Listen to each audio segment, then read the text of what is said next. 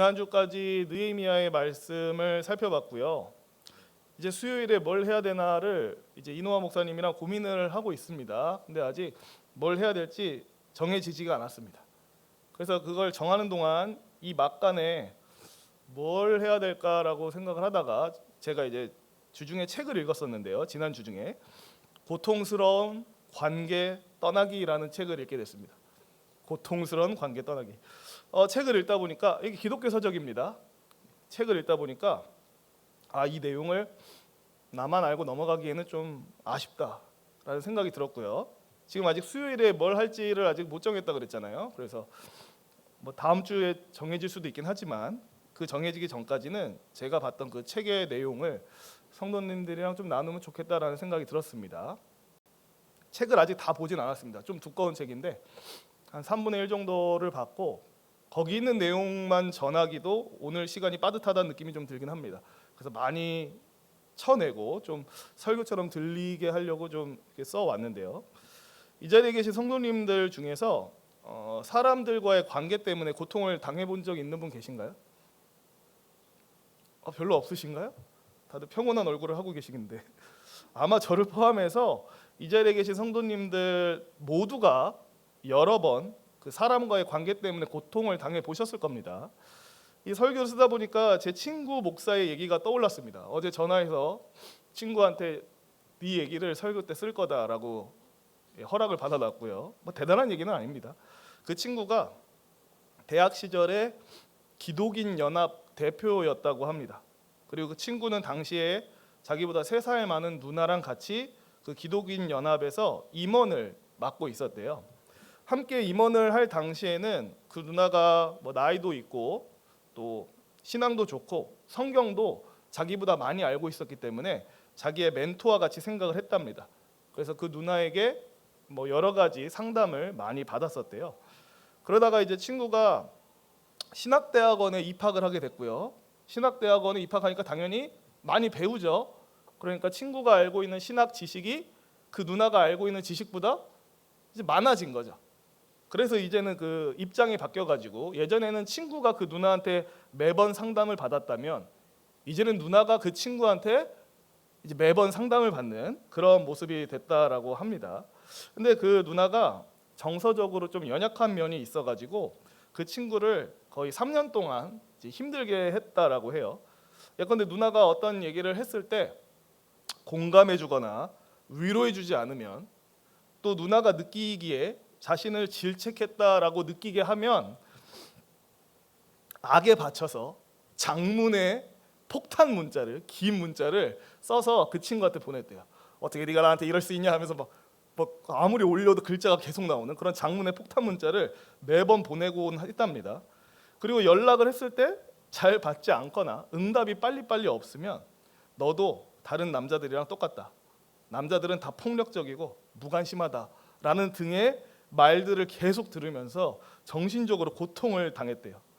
그래도 친구는 나름 그 누나를 이제 좋은 방향으로 영적으로 잘 인도해주고 싶어서 애를 썼지만 잘 되지 않았고요. 3년 동안 그 누나와의 인간관계 때문에 큰 고통을 겪었다고 합니다.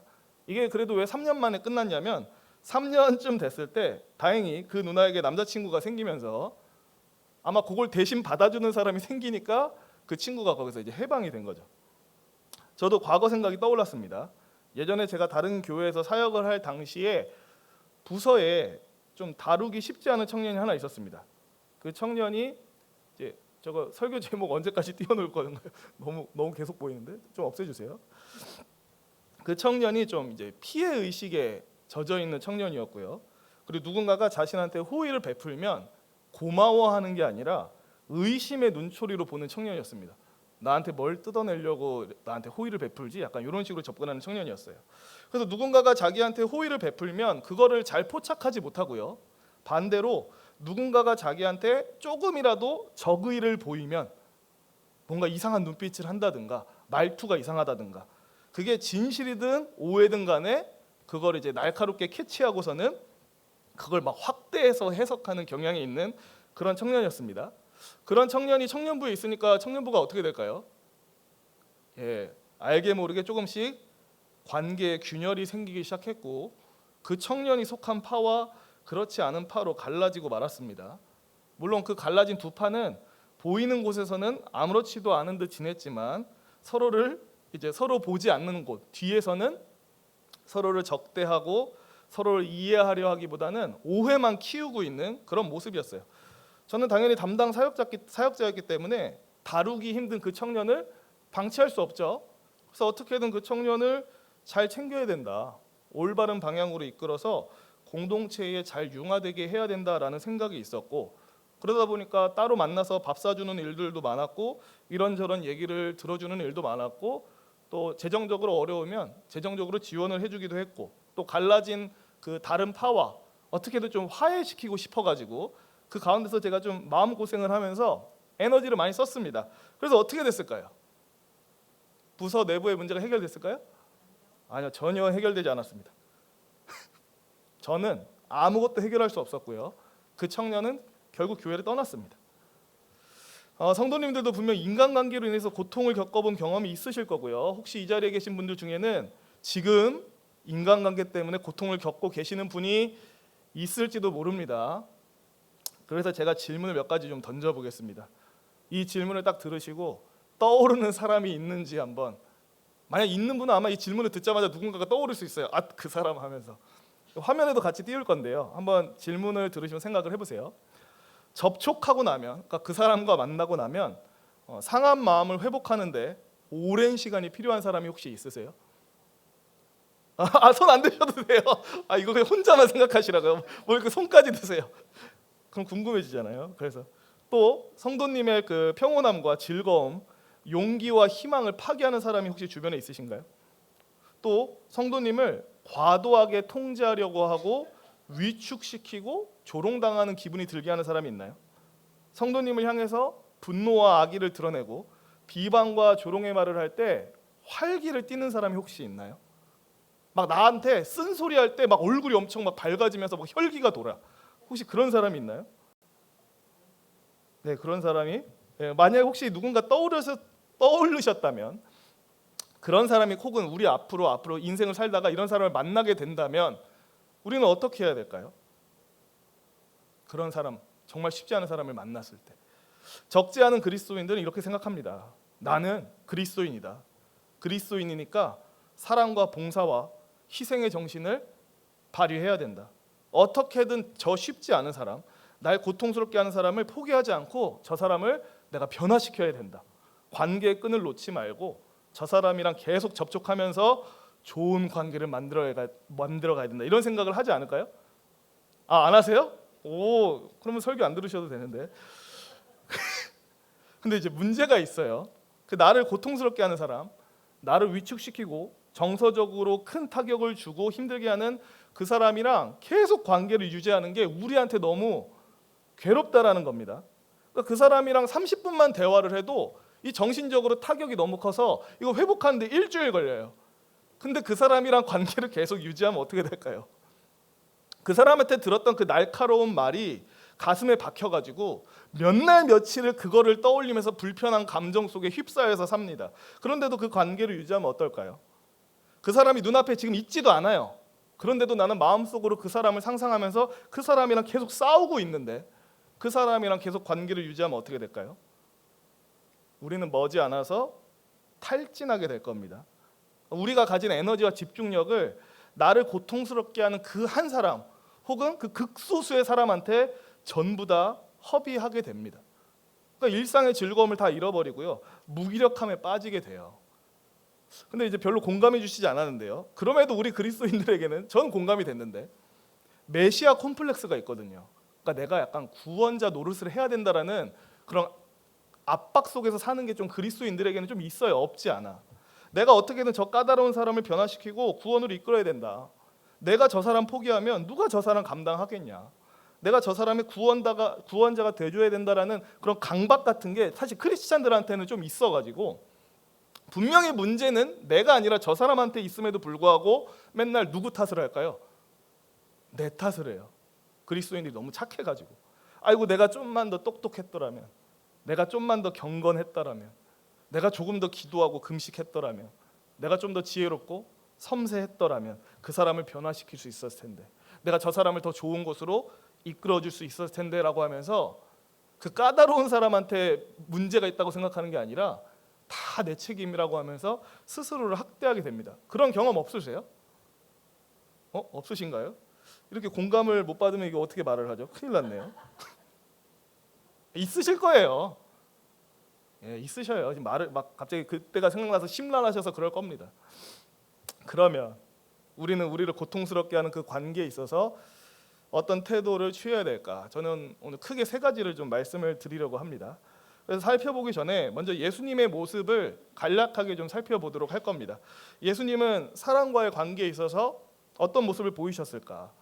그 마태, 마가, 누가, 요한복음 이 사복음서를 보면 예수님이 어떤 이해하기 어려운 진리를 말씀하실 때 사람들이 어떤 반응을 보이냐면 예수님을 그냥 떠나가 버립니다. 그렇죠? 그런 장면들이 나와요. 사복음서를 보면. 또 사람들이 예수님의 말씀을 딱 들은 다음에 내용이 너무 좋다. 그래서 막 예수님한테 같이 있어 달라고 간청을 하는데 예수님이 그들의 요구를 듣지 않으시고 그들을 두고 그냥 떠나는 장면들도 나옵니다. 제가 이 읽었던 책의 저자에 따르면 이런 식으로 사람들이 예수님을 떠나거나 예수님이 사람을 떠나는 장면이 사복음서 전체에서 몇 번 정도 나올 것 같으세요? 41번 나온답니다. 되게 많이 나오죠. 근데 이제 사복음서는 같은 내용이 많이 나오다 보니까 그 중복되는 부분 제하고 나면 이러한 장면이 24번이나 나온다고 하네요. 생각보다 되게 많죠. 예수님은 성령의 충만함을 입었고 또 능력 있고 지혜로우셨죠. 하나님께 복종하는 분이셨습니다. 그런데도 성도님들도 아시듯 그런 예수님을 만난 모든 사람이 변화하거나 회개하거나 그분께 동의한 거는 아니에요. 예를 좀 들어볼게요. 마태복음 19장에 보면 저와 성도님들이 잘 아는 얘기가 하나 나옵니다. 부유한 젊은 관원에 대한 얘기가 나와요. 그 젊은 관원이 예수님을 찾아오죠. 그리고는 물어봐요. 어떻게 하면 영생을 얻을 수 있습니까? 라고 예수님한테 물어봅니다. 예수님은 그 젊은 관원의 모든 것을 한눈에 꿰뚫어 보시고는 그에게 어떤 문제가 있는지를 알게 되죠. 그의 마음과 인생의 가장 큰 문제는 돈을 사랑하는 것에 있다라는 것을 딱 꿰뚫어 보십니다. 그래서 뭐라고 요구하십니까? 너의 소유를 가난한 자들한테 다 팔고 그 다음에 나를 따라와라. 근데 젊은 관원은 어떻게 했죠? 돈을 떠날 수가 없었기 때문에 예수님을 떠나버립니다. 그 다음에 어떤 장면이 나오나요? 갑자기 예수님이 젊은 관원을 향해서 잠깐만 멈춰! 재산을 100% 포기하는 건 아무래도 무리지. 절반만 포기하는 것도 괜찮을 것 같아. 나는 제자가 필요하니까 어느 정도 나와 타협을 해보자. 이렇게 하셨나요? 아니요. 그냥 떠나가도록 내버려 두셨습니다. 젊은 관원을 잡지 않으셨어요. 하나의 예시를 더 들자면 이제 오늘 읽은 본문이죠. 예수님이 물고기 2마리랑 떡 5개로 수천 명의 사람들을 먹이셨습니다. 사람들이 예수님이 행하신 표적에 깜짝 놀랐고 우리가 읽은 것처럼 저 예수야말로 우리가 기다리던 그 선지자, 그 구원자다라고 생각을 했죠. 저 사람과 함께 있다면 우리가 먹는 문제로 걱정할 일이 없다라고 생각했습니다. 그래서 예수님을 억지로 붙들어서 자기들의 임금으로 삼으려고 했죠. 이때 예수님이 어떤 반응을 보이셨는가? 요한복음 6장 15절 말씀 우리 같이 한번 읽어보도록 하겠습니다. 그러므로 예수께서 그들이 와서 자기를 억지로 붙들어 임금으로 삼으려는 줄 아시고 다시 혼자 산으로 떠나 가시니라. 예수님이 자기를 억지로 임금 삼으려는 사람들을 떠나서 혼자 산으로 가버리십니다. 그리고 이튿날 이 무리들을 다시 만나죠. 그리고는 그들에게 꽤나 어려운 말씀을 전하십니다. 내가 바로 하늘에서 내려온 참된 떡, 영원한 생명을 주는 떡이다라고 말씀을 하셨고 나의 살을 먹고 피를 마시는 자는 영원한 생명을 얻을 것이다라고 말씀을 하셨어요. 이 말씀이 사실 굉장히 핵심되는 진리죠. 예수 그리스도를 믿으면 영생을 얻는다는 말을 이런 식으로 표현한 겁니다. 굉장히 핵심되는 진리였고 모여있던 모든 무리가 귀담아 들어야 될 본질적인 말씀이었어요. 근데 이 말씀을 듣고 무리의 반응이 어땠는가? 굉장히 냉랭했습니다. 6장 66절 함께 읽어보겠습니다. 그때부터 그의 제자 중에서 많은 사람이 떠나가고 다시 그와 함께 다니지 아니하더라. 모였던 무리들이 모두 예수님을 떠났을 뿐만 아니라 12 제자 외에 제자들이라고 지칭되던 사람들의 다수가 예수님을 떠나버렸습니다. 이때 예수님이 어떻게 반응하셨을까요? 자신을 떠나는 무리들을 향해서 어딜 가느냐? 내 말을 오해하지 말아라. 제발 돌아와라. 좀 더 쉽게 내가 설명해 주겠다라고 하면서 애걸하셨나요? 아니요. 그냥 떠나도록 내버려 두셨습니다. 또 사복음서를 보면요, 예수님을 적대하는 세력들이 계속 나타나죠. 틈만 나면 예수님을 잡아서 죽이려고 하는 음해하는 세력들이 계속 등장합니다. 그럼 그 세력들과 관련해서 예수님은 그 적대하는 세력들을 어떻게 대하셨을까요? 그들의 공격과 폭력에 대항하거나 맞서거나 해결하려 하셨나요? 아니요. 그냥 피해서 도망다녔다고 하니까 좀 이상한데 피해 다니셨어요. 요한복음 8장 59절 제가 읽겠습니다. 그들이 돌을 들어 치려하거늘 예수께서 숨어 성전에서 나가시니라. 요한복음 10장 39절 그들이 다시 예수를 잡고자 하였으나 그 손에서 벗어나 나가시니라. 요한복음 11장 53, 54절 이날부터는 그들이 예수를 죽이려고 모의하니라. 그러므로 예수께서 다시 유대인 가운데에 드러나게 다니지 아니하시고 거기를 떠나 빈들 가까운 곳인 에브라임이라는 동네에 가서 제자들과 함께 거기 머무시느니라. 그러니까 예수님은 분명 죄인을 위해서 죽으러 오신 게 맞습니다. 그죠?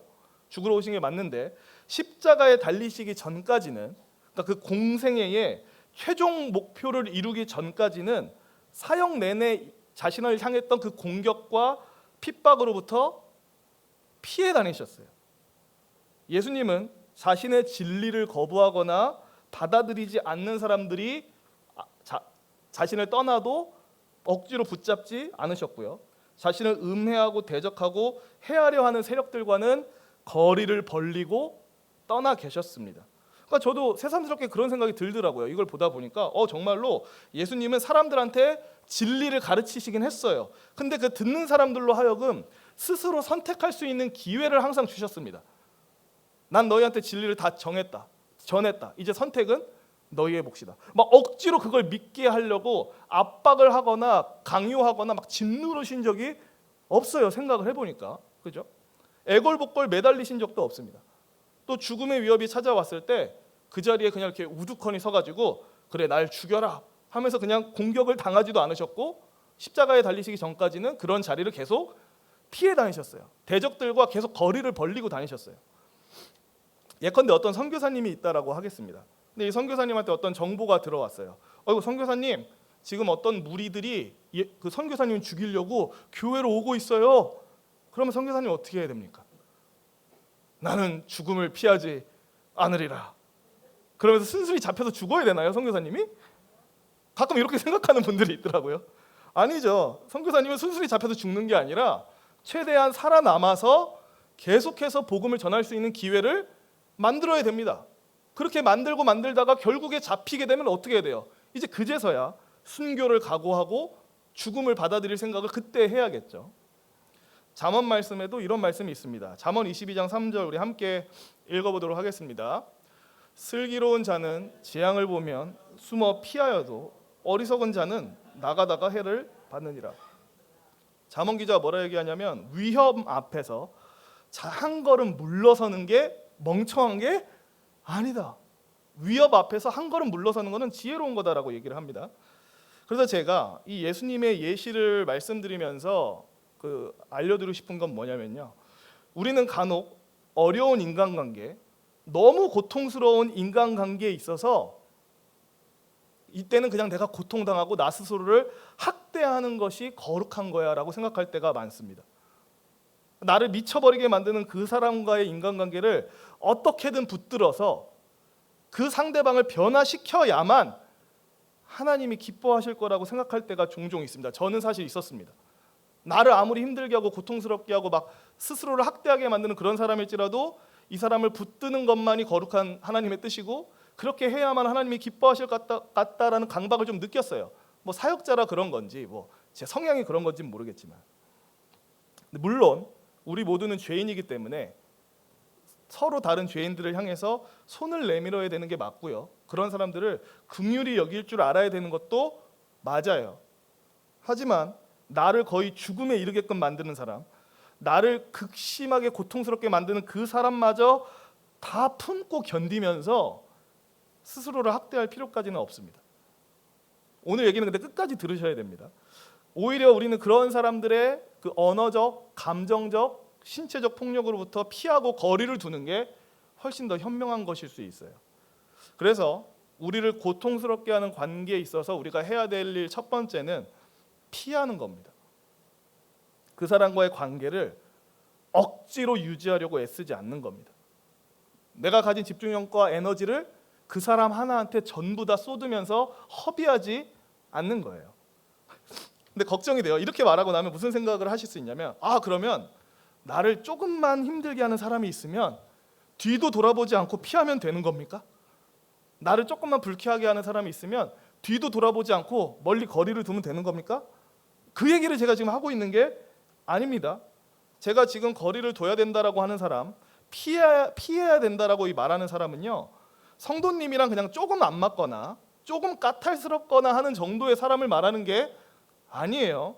어떤 사람을 말하는 거냐면, 앞서도 살펴봤지만 성도님을 계속해서 무너뜨리고 성도님이 가지고 있는 사명을 파괴하는 사람, 성도님의 열정을 꺾고 미쳐버릴 것 같은 기분이 들게 하는 사람, 성도님의 말에 찬성하기보다는 반대하는 사람, 그냥 반대하는 것 자체가 목적인 사람, 어떻게든 성도님의 입을 막으려고 하고 성도님들을 과도하게 통제하고 위축시키려고 하는 사람들을 말합니다. 이 정도까지 해당하는 사람은 사실 우리 주변에 그렇게 많지는 않아요. 있어봤자 한 명, 뭐 많아봤자 두세 명일 겁니다. 그들과의 관계에 있어서 이렇게 하시라는 겁니다. 그들과 거리를 두십시오. 그들과 접촉할 수 있는 것을 최소화하시고 거리를 좀 벌리세요. 어떻게든 그 사람과 막 관계를 유지하고 그 사람을 변화시키기 위해서 성도님의 진을 다 빼지 마십시오. 우리를 고통스럽게 하는 관계에서 해야 될 일 두 번째는 이겁니다. 내가 다 하지 않아도 된다라는 생각을 갖는 겁니다. 좀 무책임하게 들릴 수 있는데 계속 얘기를 해보겠습니다. 대부분의 평범한 사람들은요, 제가 방금 말씀드린 이 까탈스럽고 어려운 사람들, 뭐 과격하게 표현하자면 나한테 독이 될 것 같은 사람들을 제대로 잘 감당하지 못합니다. 굉장히 버거워하고 막 죽어가고 막 그럽니다. 그래서 그 사람한테 이것저것 막 여러 가지 것을 시도해 볼 수는 있겠지만 결과는 그 사람을 변화시키지 못하고 오히려 좌절만 겪고 나는 형편없는 사람이야 라고 하면서 스스로를 초라하게 느끼는 경우가 대부분입니다. 저도 처음에 예시를 들었죠. 그 청년부에 있었던 어려운 그 청년, 어떻게든 저도 그 청년 붙들고 변화시키기 위해서 애썼지만 결과는 저는 아무것도 해내지 못했습니다. 그럼 어떻게 되죠? 저는 그 청년을 생각하면서 그 청년이 잘못됐어라고 생각합니까? 아니죠. 내가 못나서 그래 라고 하면서 저는 안 그래도 저의 진을 다 빼버렸는데 그 결과에 대한 책임도 제가 짊어지면서 저를 계속 학대하고 있는 거예요. 그래서 우리는 어떻게 해야 되냐면 내가 다 하지 않아도 된다라는 생각을 가질 필요가 좀 있습니다. 이게 무책임한 말이 아니고요. 이게 뭔 말이냐면 나는 그 사람이 너무 어렵고 버거워요. 나는 그 사람을 도무지 다룰 수가 없어요. 그럼 모든 사람이 그 사람을 다룰 수 없나요? 아니에요. 내가 그 사람한테 다가갈 수 없다고 해서 모든 사람이 그 사람한테 다가갈 수 없는 거는 아니에요. 하나님은 분명 나 말고도요, 그 사람을 다룰 수 있는 여러 사람을 갖고 계세요. 그러지 않으시겠어요? 하나님이 갖고 계신 그 수많은 하나님의 백성들 중에 그 사람을 다룰 수 있는 사람이 있지 않을까요? 그리고 하나님은 충분히 그 사람을 다룰 수 있는 그 적합한 나 말고 또 다른 사람을 통해서 그 사람을 변화시킬 수가 있습니다. 나는 그 사람이랑 시간을 보내면 그냥 시간 낭비만 돼요. 근데 나 말고 또 다른 사람은 그 사람과 함께 할 때 훨씬 더 효과적이고 생산적인 시간을 보낼 수도 있습니다. 그래서 우리는 인정할 필요가 있어요. 하나님은 나 말고도 또 무수히 많은 하나님의 종들을 갖고 계시지.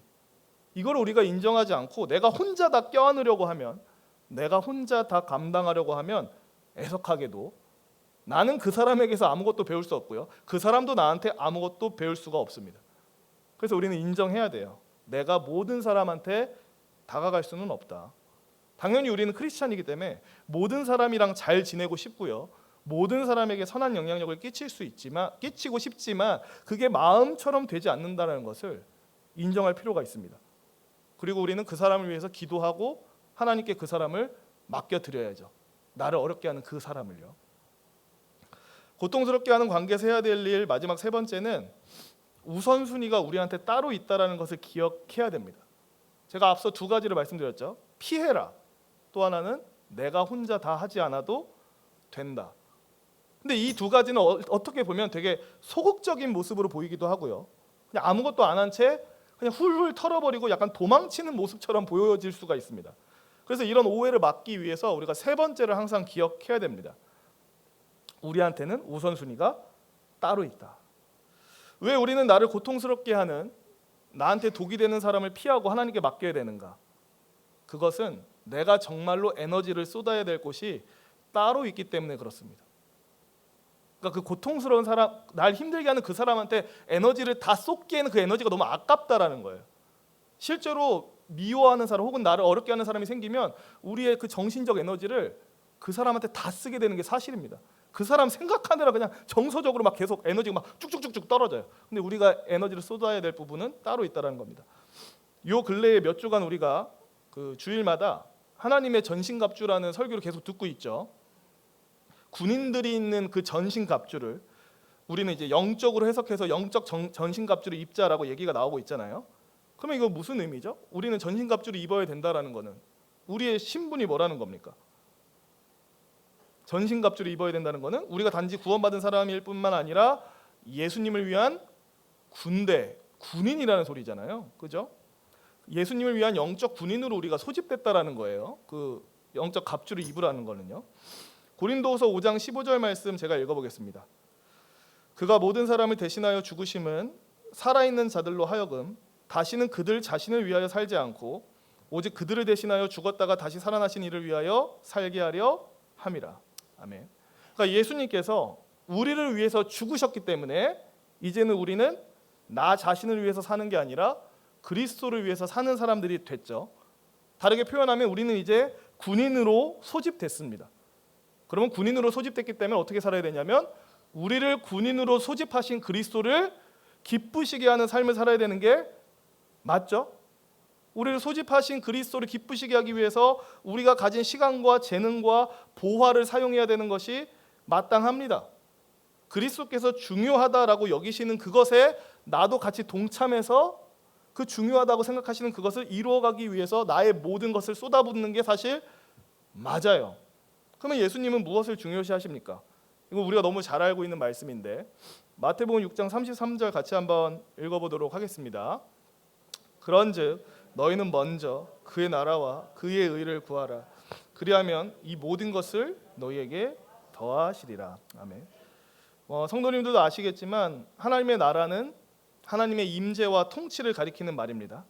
그리고 하나님의 나라를 구한다라는 것은 먼저는 이 하나님의 임재와 통치가 내 삶 가운데 가득하기를 추구하는 거고 여기서 멈추지 않고 나의 삶의 모든 영역, 직장과 가정과 교회에 이 하나님의 임재와 통치가 확장될 수 있도록 힘을 다하는 거.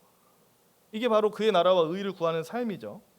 특별히 여기서 그의 나라와 의를 구하라고 할 때 이 구하라고 하는 단어가 현재형 동사로 써 있습니다. 그러니까 현재형이라는 건 무슨 소리냐? 그 동작을 어제도 해야 되고 오늘도 해야 되고 내일도 해야 되고 그러니까 계속 해야 된다는 얘기입니다.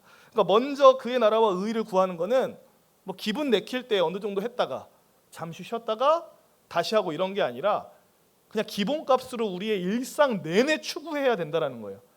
하나님의 통치와 그분의 나라, 임재가 우리의 삶의 자리에 충만해지기를 항상 구해야 된다는 겁니다. 그래서 저와 성도님들이 우리가 가진 재능과 능력과 물질 또 정서적 육체적 에너지를 다른 데다 허비해야 되는 게 아니라 이 하나님의 나라를 구하는 일에 쏟아 부어야 되는 게 맞다라는 거예요. 그러니까 진짜 그렇잖아요. 앞서 말씀드렸던 우리 주변에 한두 명 있을까 말까 한 그 나를 고통스럽게 하는 사람, 내게 독이 되는 사람은 내가 가진 힘과 에너지를 진짜 쓸데없는 데 다 쓰게 만듭니다. 그 사람을 만나지도 않고 있는데도 그 사람 생각하느라 이미 난 에너지를 다 썼어. 그 사람 생각하면 너무 막 감정적으로 힘들어서 이미 나는 에너지를 다 썼어. 그래서 정작 해야 될 일을 할 때 탈진해서 기운이 나오질 않아요. 굳이 목사로 예를 들자면 성도님들 중에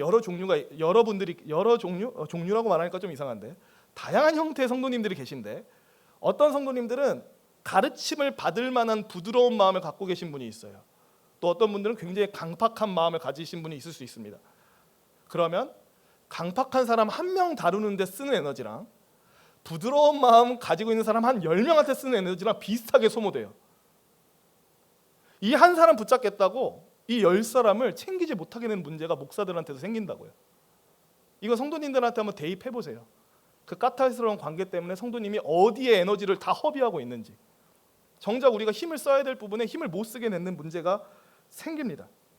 이게 과연 옳은 것인가라고 했을 때, 이게 먼저 그의 나라와 의를 구하는 삶이 합당한가라고 했을 때 물음표가 든다라는 겁니다. 예컨대 이상한 예시이긴 하지만 제가 이노아 목사님한테 교회 카드를 딱 주면서 목사님 교회 봉고차에 기름이 없으니까 기름 좀 넣고 와주세요 라고 요청을 했어요. 그리고 이노아 목사님이 사무실을 나갔다가 한참 있다가 돌아왔습니다. 그러더니 저한테 이런 말을 합니다. 교회 앞에서 이정기 권사님을 만나서 재밌는 얘기를 했어요. 자동차 앞유리도 닦았고요, 주차장에 있던 쓰레기도 주웠어요. 그리고 교육자들과 함께 나눠 먹을 도너츠도 사왔어요. 근데 정작 기름 안 넣고 왔어요. 그럼 어떨까요? 그러니까 이노아 목사님이 굉장히 고상하고 훌륭한 행동을 한 건 맞는데, 저는 이노아 목사님한테 카드 주면서 뭐 하라고 보냈냐면 기름 넣고 오라고 보냈어요. 실제로 그런 적이 있던 게 아닙니다. 그냥 아는 사람 얘기해야 덜 졸리시니까. 기름 넣고 오라고 했는데 기름은 안 넣고 오고 엉뚱한 것만 열심히 하다가 왔어요. 그러면 제가 기분이 좋은가요? 근데 이럴 수 있다라는 거예요. 우리가 나를 지극히 고통스럽게 하는 그 독소 같은 사람을 다루느라 정작 기름 넣고 오라고 했는데 엉뚱한 데다가 힘 다 써버리고 그냥 우두커니 빈손으로 돌아올 수 있다라는 겁니다. 말씀을 마치겠습니다. 저와 성도님들 주변에 우리를 괴롭게 하는 사람이 있을 수 있습니다. 적당한 수준으로 괴롭히는 게 아니고요, 정말 미쳐버릴 정도로 나를 괴롭게 하는 사람이 있을 수 있어요. 나를 죽이는 독과 같은 사람이 있을 수 있습니다. 많지는 않을 겁니다. 한두 명 있을 겁니다.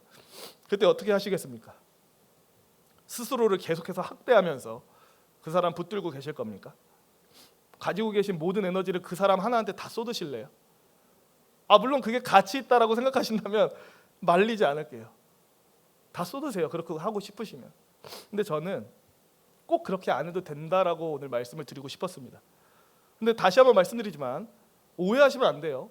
나랑 좀만 안 맞는다고 해서 좀 나를 기분 나쁘게 했다고 해서 이러라는 얘기가 절대 아닙니다. 그게 어떤 사람인지를 잘 생각하셔야 돼요. 웬만큼은 나오진 않을 겁니다.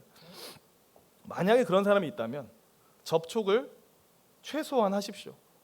피하세요. 그 사람과 만날 자리를 최대한 만들지 마십시오. 그리고 기억하세요. 나 말고도 하나님은 다른 사람을 통해서 그 사람을 만들어 가실 수 있다. 나 혼자 다 책임져야 된다라고 하는 그 메시아 콤플렉스에 눌려서 살지 마세요. 그리고 무엇보다 우리의 힘과 에너지와 열정을 쏟아야 할 곳은 따로 있다. 하나님의 나라와 그의 의를 구하는 것에 있다는 것을 기억해야 됩니다. 여기서의 포인트는 내 정신을 보호한다가 사실 포인트가 아니고요, 하나님이 주신 사명을 잃어버리지 않고 그 사명을 붙든다가 포인트입니다. 우리는 하나님의 사명을 이루기 위해서 구원받았어요. 열매 맺기 위해서 구원받았고 하나님의 군대로 소집이 됐습니다. 그래서 우리는 매 주일 들었던 말씀처럼요, 구원의 투구를 써야 되고 의의 호심경을 입고 진리의 허리띠를 띠고 성령의 검을 잡고 믿음의 방패를 치켜들고 평안의 복음이 준비한 신을 신고 나가야 됩니다. 우리를 어렵게 하는 그 사람한테요, 에너지를 쏟으면요, 사실 이거는 밑 빠진 독에 물 붓는 거와 다를 바가 없어요. 우리는 이것 때문에 정작 우리가 해야 될 사명을 이루는데 방해받을 시간이 없습니다. 오늘 본문에서 자세히 말씀드리진 않았지만 사람들이 예수님을 다 떠나버렸죠.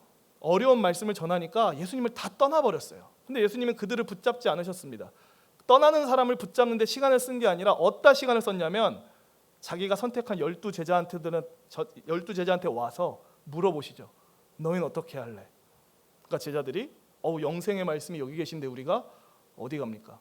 그러니까 예수님은 자기를 떠나가는 사람 혹은 자기를 어렵게 하는 사람을 붙잡는 데 에너지를 쓰신 게 아니라 자기가 정말로 키워내야 될 그 12 제자한테 집중하셨다는 거예요. 우리도 시간과 그 수명, 에너지에 제한이 있습니다. 우리는 무한한 존재가 아니에요. 유한한 존재이기 때문에 내가 가지고 있는 에너지와 어떤 힘과 재물, 보화 이런 거 어디다 써야 될지를 우리는 항상 생각하면서 살아야 됩니다. 그래서 저와 성도님들 모두 고통스러운 관계를 마주하고 있다면 지혜를 발휘하셔서 그 불필요한 고통 속에서 탈진하지 않기를 축원합니다.